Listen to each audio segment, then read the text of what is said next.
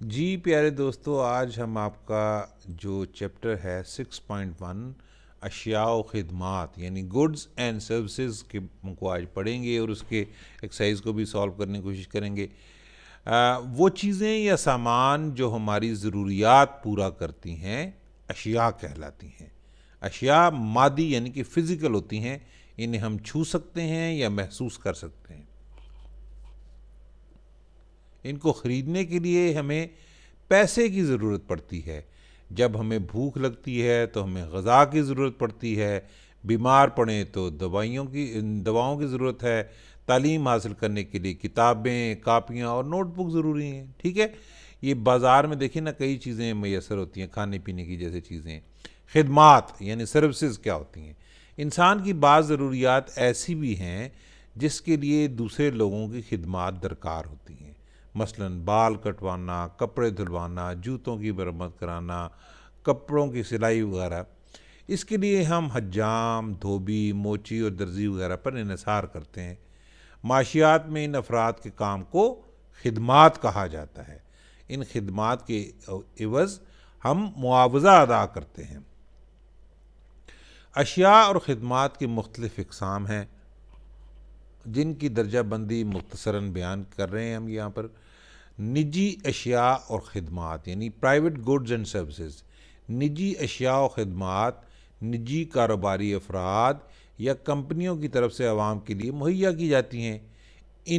لوگ ان کی قیمت ادا کر کے انہیں خرید لیتے ہیں۔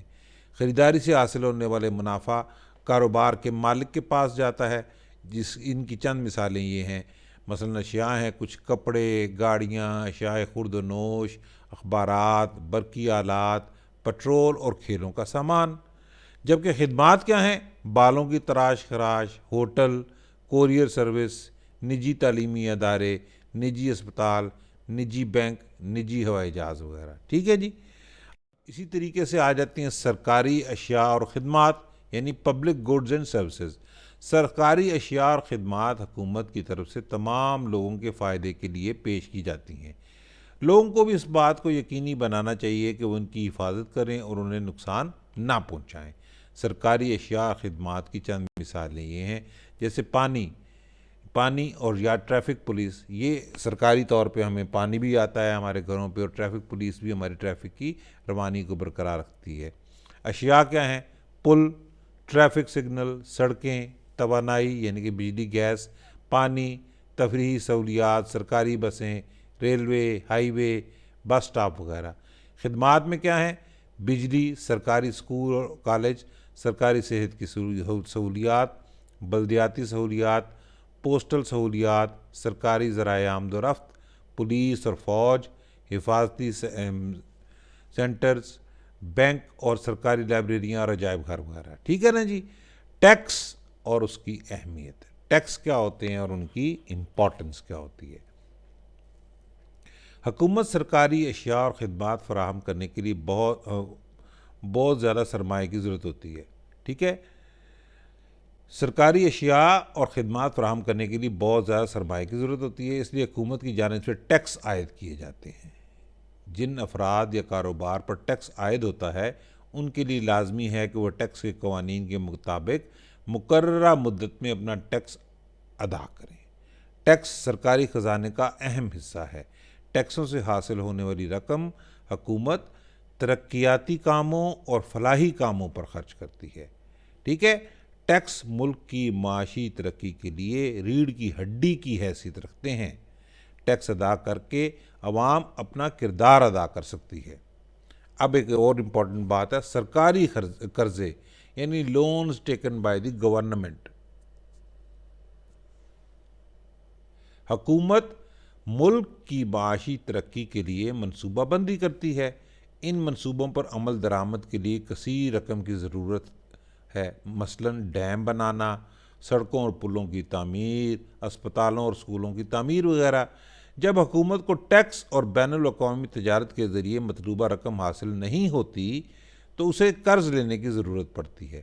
حکومت یہ قرضے یا تو مقامی بینکوں سے حاصل کرتی ہے یا پھر عالمی اداروں سے حاصل کرتی ہے۔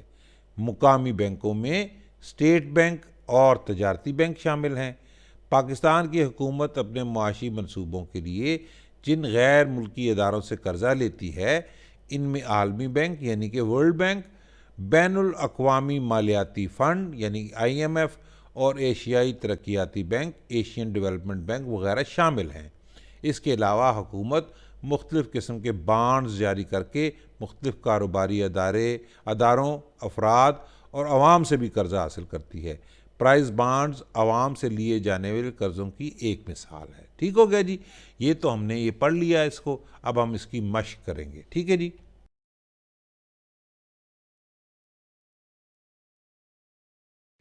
اچھا جی، یہ ابھی مشق جو ہے اس کی آ گئی، تو اس میں ہم دیکھتے ہیں سب سے پہلا سوال ہے کہ اشیاء اور خدمات کی اصطلاحات کی تعریف کریں۔ ٹھیک ہے، ہم نے بڑی چھوٹی سی ان کی جو ہے نا ڈیفینیشن سی بیان کرنی ہے، چھوٹی سی میں نے کوشش کی ہے آسان کر کے ہم بیان کر سکیں۔ اشیاء اور خدمات سے مراد وہ چیزیں ہیں جو ہم اپنی ضرورتوں کو پورا کرنے کے لیے استعمال کرتے ہیں۔ ٹھیک ہے، اشیاء وہ چیزیں ہیں جو ہم دیکھ سکتے ہیں، چھو سکتے ہیں یا محسوس کر سکتے ہیں۔ مثال کے طور پر کھانا، کپڑے اور گھریلو سامان اشیاء ہیں۔ خدمات وہ چیزیں ہیں جو ہم دیکھ نہیں سکتے، چھو نہیں سکتے یا محسوس نہیں کر سکتے، لیکن ہم ان سے فائدہ اٹھا سکتے ہیں۔ اچھا، میں نے تھوڑا سا لمبا بیان کیا اس لیے تاکہ آپ کو یہ یعنی یاد رہے کہ اگر آپ کو لانگ کویشچن کے طور پہ بھی اگر پوچھے، کیونکہ بڑی سمپل سا ہے کہ اشیاء اور خدمات سے مراد وہ چیزیں ہیں جو ہم اپنی ضرورتوں کو پورا کرنے کے لیے استعمال کرتے ہیں۔ ٹھیک ہے، یہ میں نے پورا آپ کو اس لیے بیان کر دیا تاکہ آپ کے لیے یہ آسانی ہو کہ جی کبھی گھبراہٹ آپ کو یہ نہ ہو کہ بھئی یہ اتنا لمبا جو ہے نا ہم نے بیان کر دیا شارٹ کویشچن میں، مگر یہ ہے کہ یہ اس لیے کہ بڑا سمپل سا ہے، یہ آپ جب بھی چاہیں یہ لکھ سکتے ہیں۔ پھر اب آ جاتے ہیں کہ سرکاری اور نجی اشیاء اور خدمات کا فرق بتائیں۔ ٹھیک ہے جی۔ اچھا، سرکاری اشیاء اور خدمات وہ ہیں جو حکومت فراہم کرتی ہے۔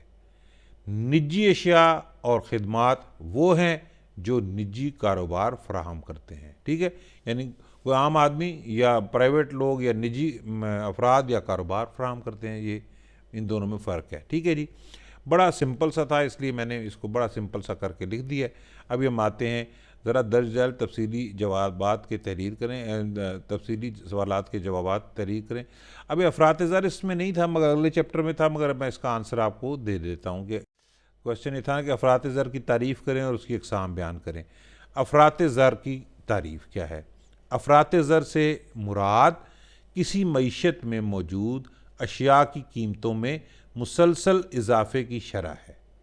افراط زر میں مسلسل اضافے کا رجحان مہنگائی کی صورت میں سامنے آتا ہے۔ افراط زر کی اقسام کیا کیا ہیں؟ افراط زر کی دو اقسام ہیں۔ ایک قسم کیا ہے؟ تقاضۂ افراط زر، یعنی تقاضۂ افراط زر اس وقت ہوتا ہے جب ایک معیشت میں پیسے کی مقدار میں بے تحاشا اضافہ ہو جائے۔ اس کی وجہ سے صارفین کی جانب سے اشیاء اور خدمات کی طلب میں اضافہ ہو جاتا ہے، جس سے قیمتوں میں اضافہ ہو جاتا ہے۔ ٹھیک ہے جی۔ پھر دوسرا آ گیا رصد افراط زر۔ رصد افراط زر اس وقت ہوتا ہے جب ایک معیشت میں اشیاء اور خدمات کی پیداوار میں کمی ہو جائے، اس کی وجہ سے اشیاء اور خدمات کی رصد میں کمی ہو جاتی ہے، جس سے قیمتوں میں اضافہ ہو جاتا ہے۔ ٹھیک ہے جی۔ ایک ہم نے کہا کہ تقاضا اور ایک رصد افراط زر، اور تقاضا افراط زر اور رصد تقاضا اس وقت ہوتا ہے جب معیشت میں بے تحاشا پیسہ آ جائے، اور رصد بھی اس وقت جب چیزیں کم ہو جائیں۔ ٹھیک ہے جی۔ اب آ جاتا ہے کہ حکومت کو قرضے لینے کی ضرورت کیوں پڑتی ہے۔ یہ بڑا سمپل سا جواب ہے اس کا، میں ذرا تھوڑا سا ایکسپلین کر دیتا ہوں اس کو، کہ ہر حکومت ملک کی معاشی ترقی کے لیے منصوبہ بندی کرتی ہے۔ ان منصوبوں پر عمل کرنے کے لیے بہت زیادہ رقم کی ضرورت ہوتی ہے۔ جب حکومت کو ٹیکس یا بین الاقوامی تجارت سے ضرورت کی رقم حاصل نہیں ہوتی تو اسے قرضے لینے کی ضرورت پڑتی ہے. ٹھیک ہے نا جی, یہ بڑا سمپل سا اس کا جواب ہے. اب ہم خالی جگہ پر کرنے والا بھی لکھ دیتے ہیں کہ سرکاری اشیاء اور خدمات ڈیش کی جانب سے عوام کے لیے مہیا کی جاتی ہیں. کس کی جانب سے مہیا کی جاتی ہیں؟ حکومت کی جانب سے. ڈیش سے حاصل ہونے والی رقم ترقیاتی کاموں پر خرچ ہوتی ہے. کون سی؟ ٹیکس سے حاصل ہونے والی. کسی چیز کی کمی کو بحران کہتے ہیں. ٹھیک ہے. حکومت عالمی مالیاتی اداروں جیسے عالمی بینک اور بین الاقوامی مالیاتی فنڈ, اس کو IMF بھی کہتے ہیں, سے قرض لیتی ہے. ٹھیک ہو گیا جی. یہ آپ کا یہ پارٹ بھی اس چیپٹر کا مکمل ہو گیا اور اس کی ایکسرسائز بھی مکمل ہو گئی.